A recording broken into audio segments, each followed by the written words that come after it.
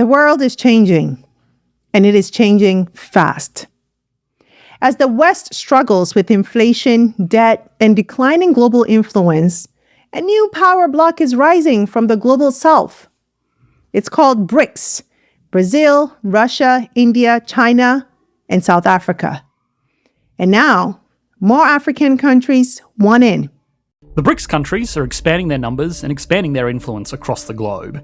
The intention of Brazil, Russia, India, China, South Africa, and the new non-anagrammed members is to create a currency and economic system that they can use as an alternative to the current global economy, which is, for better or worse, largely controlled by the USA. Now, one of the mistakes of dealing with issues like this is assuming that this group is a monolith acting in perfect coordination to achieve this goal. The truth is anything but that. In fact, a lot of these countries hate each other as much, if not more, than they do the dominance of the USA. These countries also have their own internal politics, and while a lot of the leaders represented in this group are obviously not worried about their re-election chances, some of them are, and going all in for a group like this will ruffle some feathers. A forced friendship of convenience might potentially still be effective, but it's important to understand what each of these countries gets out of being part of this group in the first place.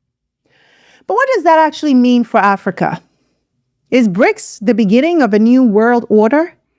Or just another geopolitical illusion dressed up in solidarity? Today on The Breakdown, we're unpacking the promise and the pitfalls of Africa's growing relationship with BRICS and asking, is this how the continent finally breaks Western economic dominance? Or are we just entering a new kind of domination? Before we jump in, make sure to subscribe, hit that like button, and join our family. Okay, so let's start from the top.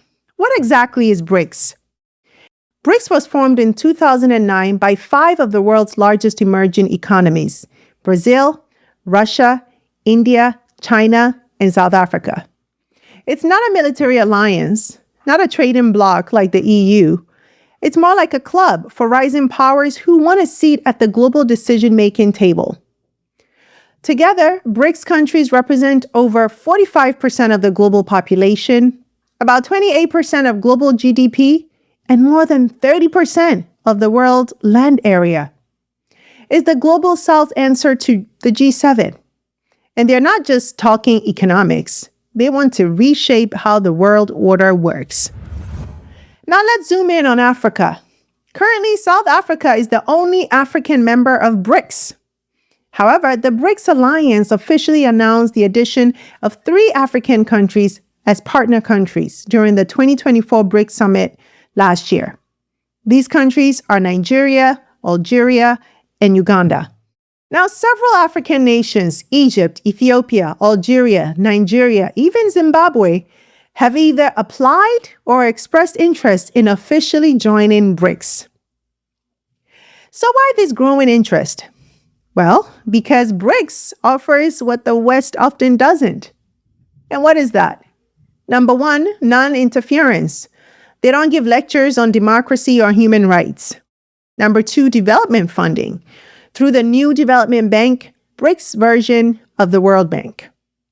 And number 3, trade and investment, especially with China and India, who are now Africa's biggest partners.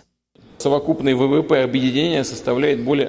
total GDP of the BRICS Association is more than $60 trillion, and the total share in the global gross product confidently exceeds that of the so-called G7 countries and continues to grow. BRIC countries are becoming Africa's largest trading partners and investors. In 2024 alone, trade between Africa and BRIC countries reached an estimated $500 billion. But here's the big one: de-dollarization. BRICS is exploring trade in local currencies and maybe even launching a new shared currency to rival the US dollar. And to do that, they will definitely need more countries to join.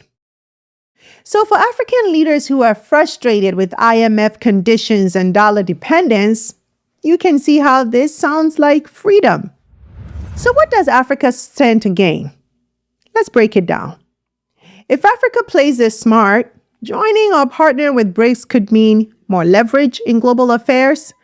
Currently, Africa is often treated as a pawn in big power games. BRICS could offer a louder voice, especially if the continent shows up on a united front. Greater access to funding without strings attached. No austerity policies or political demands, unlike the IMF and World Bank. South-South cooperation. Stronger ties with countries that understand post-colonial struggles. A seat at the table in shaping the global economic future. If a new BRICS currency emerges, Africa could help design, not just follow the rules. This could be a chance to level the playing field or even flip the whole table, right? But here's the catch. Sounds great, right? But let's slow down, because BRICS isn't all about kumbaya and empowerment. First, there are some internal divisions that could cause some serious problems here. India and China are geopolitical rivals. Russia is under global sanctions. Brazil swings politically depending on who's in charge.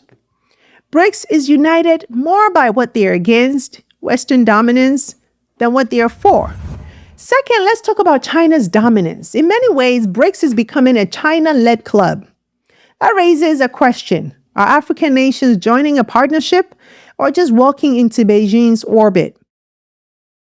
Third, there's really no guarantee of equity, right? Just because BRICS members are from the Global South doesn't mean they won't exploit other Global South nations. Ask Sri Lanka about Chinese debt diplomacy, or Zambian workers about Chinese mining companies.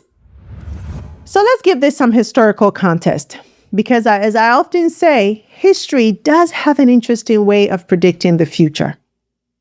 Remember, Africa has seen this before. In the Cold War, superpowers tried to buy influence with aid, ideology, and guns. Today, it's infrastructure deals, currency swaps, and soft power. But the core game hasn't changed, has it? Africa is still the prize everyone wants. So while BRICS may look like a chance to escape Western hegemony, the real win is building African institutions that work, regardless of who's on the other end of the table. So where do we go from here? Look, the West is losing its grip, and BRICS is rising fast, bringing Africa along for the ride, or so it seems. But let's be clear, joining BRICS won't fix corruption, bad governance, or weak institutions, and replacing one superpower's influence with another's isn't liberation, it's relocation. If African nations are going to ride the BRICS wave, they've got to do it on their own terms, with strategy, unity, and vision. Because real power isn't in the currency, y'all. It's in the ability to set the terms of the deal.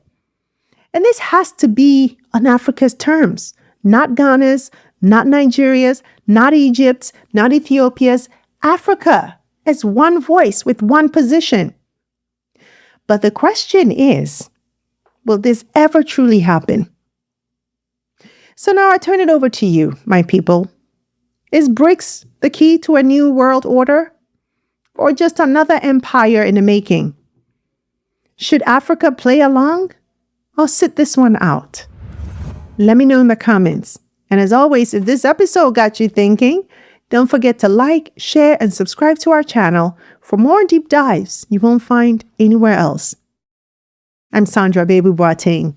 Until next time, take care. Hey you! Thanks so much for watching this episode. I hope you enjoyed it, and if you did, don't forget to subscribe and join the family. Also, visit face2faceafrica.com for your daily news and updates on what's going on within the global Black community so you can stay informed.